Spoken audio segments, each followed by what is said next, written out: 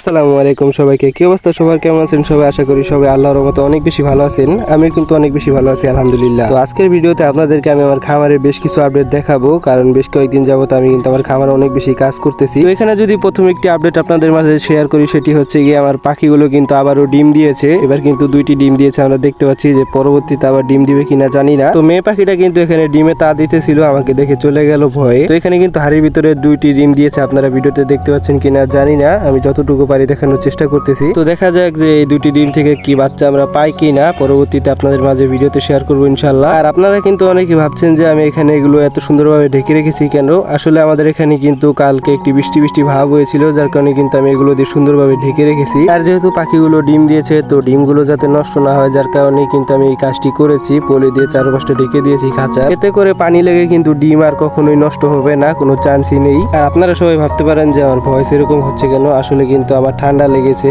যেহেতু হঠাৎ করে আবহাওয়াটা চেঞ্জ হয়েছে, তো আমার কিন্তু একটু ঠান্ডা সর্দি লেগেছে, এই কারণে মূলত ভয়েসটা এরকম হচ্ছে। আপনারা একটু কষ্ট করে মানিয়ে নেবেন। আর এই খাঁচাগুলো কিন্তু আমি সুন্দরভাবে ঢেকে রেখেছি যতদিন পর্যন্ত বৃষ্টি না যায়। তো এরপরে আরেকটা আপডেট হচ্ছে গিয়ে যে আমার এই ট্যাঙ্কটা দেখতে পাচ্ছেন, ভাবছেন এত সুন্দর কেন, এটা কিন্তু আমি কালকেই পরিষ্কার করেছি সুন্দরভাবে। আর এখানে কিন্তু সব মিক্স গাপিগুলো আছে, আপনারা দেখতে পাচ্ছেন। আর এখানে কিন্তু প্রায় 500 থেকে 600 পিসের মতো মিক্স গাপি আছে, ভিডিওতে দেখে বোঝা যাচ্ছে না যেহেতু রোডটা সরাসরি ট্যাঙ্কের উপর পড়তেছে। আর এখানে কিন্তু সব রকমের গাপ্পি রয়েছে, ছোট থেকে বড় সব গাপ্পি কিন্তু এখানে আছে। মিক্স গাপ্পিগুলো এগুলো কিন্তু বাচ্চা দিলে আমি আর উঠাই না, একটি ট্যাঙ্কের ভিতরে রেখে দেই। এরপর অনেকেই ভাবছেন যে আমার এই ট্যাঙ্কের উপর একুরিয়ামটা আসলে কই। আমি কিন্তু একুরিয়ামটা সরিয়ে ফেলেছি, আর একুরিয়ামটা কিন্তু আমি এখানে আপাতত রেখে দিয়েছি। আর এটার ভিতর কিন্তু মাছগুলো নেই, মাছগুলো আমি অন্য এক জায়গায় রেখেছি। যে দেখতেই পাচ্ছেন যে ট্যাঙ্কের ভিতরে কোনো পানি নেই। আসলে এই মাছগুলো কিন্তু আমি এখানে একটি ট্যাঙ্ক আছে, এই ট্যাঙ্কের ভিতর রেখে দিয়েছি।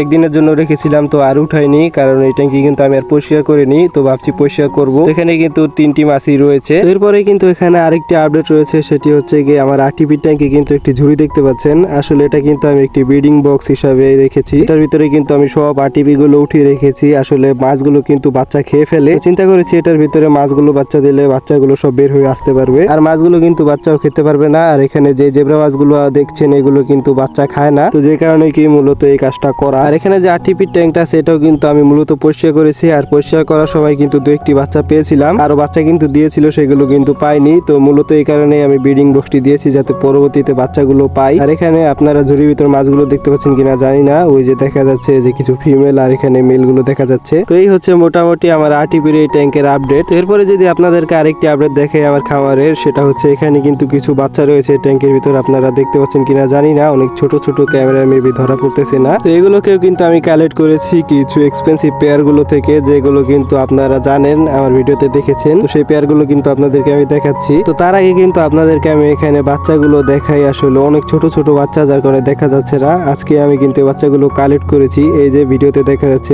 বাচ্চাগুলো, একটি বাচ্চা কিন্তু এখানে আপনারা দেখতে পাচ্ছেন। এখানে কিন্তু মূলত 4 থেকে 5টি বাচ্চা রয়েছে, যে এর পাশেই কিন্তু আরেকটি বাচ্চা রয়েছে। তো মূলত এই ট্যাঙ্কের ভিতর 6 থেকে 7টির মতো বাচ্চা রয়েছে। আর এই বাচ্চাগুলো কিন্তু মূলত এই পেয়ারগুলো থেকে আমি কালেক্ট করেছি। এই পেয়ারগুলো কিন্তু অনেকে চিনবেন, এগুলো হচ্ছে আরটিপি আর রেড মস্কো এর ক্রস ব্রিডিং এর মাছ। তো ফাইনালি আমি আরটিপি প্লাস রেড মস্কো থেকে বাচ্চা করা মাছগুলোকে বড় করে এবং সেই মাছগুলো থেকেও কিন্তু বাচ্চা কালেক্ট করেছি আলহামদুলিল্লাহ। তো এটা কিন্তু আমার জন্য একটি বড় চ্যালেঞ্জ ছিল। আমার কিন্তু এখানে অনেক বেশি লাগ ভালো, যার কারণে কিন্তু মাছগুলো মারা যায়নি, আর সঠিকভাবে আমি বড় করতে পেরেছি, আর সেইগুলো থেকে কিন্তু আমি বাচ্চাও পেয়েছি আলহামদুলিল্লাহ। এরপরে কিন্তু আপনাদেরকে আমি আরো একটি আপডেট দেই, মোটামুটি আপডেট বলা যেতে পারে। এগুলো কিন্তু মিক্স গাপির বাচ্চা, আর এখান থেকে কিন্তু কিছু কিছু বড় মাছ উঠিয়ে আমি কিন্তু এই বড় ট্যাঙ্কের ভিতরে রেখে দিয়েছি আলহামদুলিল্লাহ। আর এই মাছগুলোর কিন্তু অনেক বেশি কালার আসতে শুরু করেছে, তো এই আর কি। আর এর পাশের ট্যাঙ্কে রয়েছে কিন্তু আরটিপি এর বাচ্চা, এখানে কিন্তু দেখাচ্ছি কারণ এগুলো কিন্তু আরো কিছু বাচ্চা দিয়েছে, সেই বাচ্চাগুলো আমি এখানে রেখেছি। আগে কিন্তু এখানে মাত্র 2টি বাচ্চা আমি রেখেছিলাম আরটিপি থেকে পাওয়া, এখানে কিন্তু মোটামুটি আরো বাচ্চা দিয়েছে, সেগুলো রেখেছি। তো এর পাশেই রয়েছে আমার একটি গোল ট্যাঙ্ক, এটার ভিতর কিন্তু আরো কিছু মিক্স গাপে আমি অ্যাড করেছি।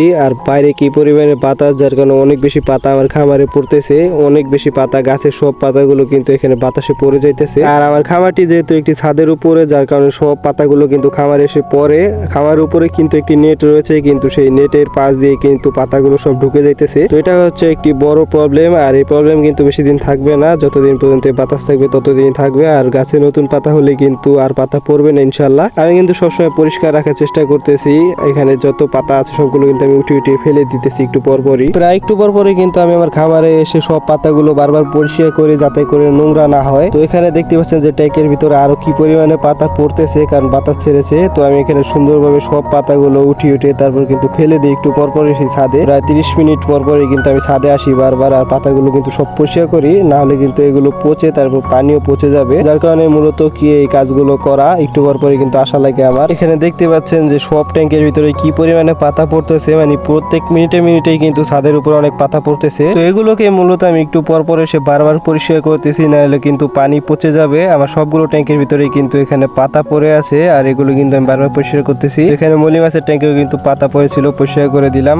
আর খামারে কিন্তু আরো অনেক বেশি পাতা আছে, এগুলো সব পরিষ্কার করে দিলাম। তো আবার বলতেছি যে আমার ভয়েসটা একটু বেশি খারাপ হইতেছে, কারণ আমার কিন্তু ঠান্ডা প্লাস সর্দি দুটোটা একসাথে লেগেছে, যার কারণে কিন্তু ভয়েসটা এরকম হচ্ছে। তো আপনারা আমার ভিডিও কে কোন জেলা থেকে দেখছেন তা কিন্তু অবশ্যই কমেন্ট করে জানাবেন, আমি দেখতে চাই যে আমার ভিডিও কে কোন জেলা থেকে বেশি দেখে। তো এখানে কিন্তু আমার খামারের পাতা পরিষ্কার করা অলমোস্ট শেষ। দেখতে পাচ্ছেন যে খামারটা এখন কত বেশি সুন্দর লাগতেছে, ছাদে কিন্তু একটিও পাতা নেই। তো এই যে দেখতে পাচ্ছেন যে ভিডিও করার সময় আর একটি পাতা পড়লো, মানে প্রত্যেক মিনিটে কিন্তু আমার খামারে পাতা পড়তেছে, আর আমি কিন্তু এগুলোকে বারবার পরিষ্কার করতেছি। তো এই হচ্ছে আমার খামারে মোটামুটি আপডেট আজকের। আমি কিন্তু প্রত্যেক দিনের চেষ্টা করতেছি খামারে কিছু না কিছু উন্নতি করার। তো ইনশাল্লাহ সামনে আমি আমার খামারের জন্য অনেক সুন্দর সুন্দর কিছু মাছ আনবো করে কিন্তু আনা হইতেছে না, কারণ আমার স্কুলে কিন্তু এক্সাম চলতেছে, পাশাপাশি আমি কিন্তু অনেক পরিমাণে ব্যস্ত পড়ালেখা নিয়ে, যার কারণে আমার এইসব করা হইতেছে না বেশি একটা। তো আপনারা সবাই আমার চ্যানেলটা সাবস্ক্রাইব করে আমার পাশে থাকবেন, আর পাশাপাশি লাইক করবেন। আর আজকের ভিডিও এই পর্যন্ত, সবাই ভালো থাকবেন, সুস্থ থাকবেন, আসসালামু আলাইকুম।